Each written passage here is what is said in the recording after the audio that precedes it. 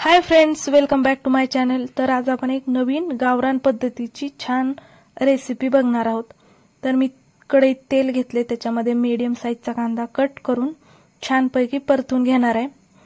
छान ब्राऊन किंवा खरपूस होईपर्यंत छानपैकी परतून घ्यायचा। त्याच्यामध्ये मीठ टाकायचं। मीठ जर टाकलं तर कांदा पटकन परतला जातो। तर आपण छानपैकी कांदा परतून घेतोय आणि त्याच्यामध्ये आपण जे चिगळाची भाजी असती किंवा घोळची पण भाजी म्हणतात, ती छानपैकी निवडून धुवून वगैरे स्वच्छ करून नीट ठेवलेली होती, ती आपण ह्याच्यामध्ये टाकणार आहोत। आणि एका साइडला आपण थोडीशी डाळ भिजत ठेवलेली आहे, एक 5 मिनिटं। आपण आता जी भाजी आहे ती ह्याच्यामध्ये टाकून घेऊ आणि ही पण छानपैकी परतून घेऊ। असा आवाज येतो, बघितला का तुम्ही? किती मस्त येतोय। तर चला ही पण छान परतून घेऊ। ह्याच्यामध्ये आपण परत मसाले वगैरे मीठ वगैरे टाकणार आहोत। बघा सगळी मिक्स करून झालेली आहे ही भाजी।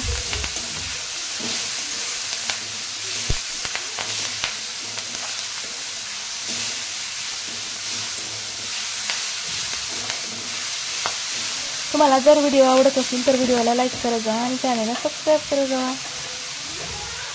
तर आता पण ह्याच्यामध्ये हळद टाकून घेऊया, थोडंसं तिखट, लाल तिखट टाकून घेऊ। आपण ती डाळ मगाशी जी भिजत घातली होती ती पण ह्याच्यामध्ये टाकून घेऊ आणि ही छान व्यवस्थित परतून किंवा मस्तपैकी सगळे मिक्स करून घेऊया। आणि आपण ह्याच्यामध्ये शेंगदाण्याचं कूट देखील टाकणार आहोत। मी इथं मुगाची डाळ वापरलेली आहे, तुम्ही कशाची पण डाळ यूज करू शकता। तर आपण हे छानपैकी आता मिक्स करून घेऊ। आणखी एक 2 ते 3 मिनिटं छान झाकून ठेवून मग आपण बघू कशी झाली आहे ही चिगळाची किंवा घोळची भाजी।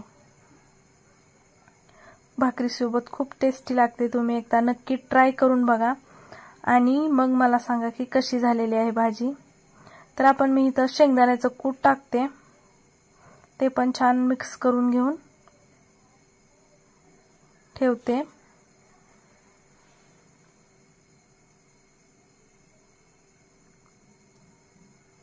हे आता आपलं छान मिक्स झालेलं आहे। तर आपण हे झाकून ठेवूया थोडा वेळ, 1-2 मिनिटासाठी। तर आपली ही भाजी रेडी आहे। तुम्ही कशासोबत ही भाजी खाऊ शकता, खूप छान आणि मस्त आणि टेस्टी लागते। चला तुम्ही पण नक्की ट्राय करा आणि जर व्हिडिओ बघत असाल शेवटपर्यंत तर प्लीज चॅनेलला सबस्क्राइब करा आणि पुढच्या व्हिडिओसाठी तयार राहा। मी अशा छान छान रेसिपी घेऊन येते।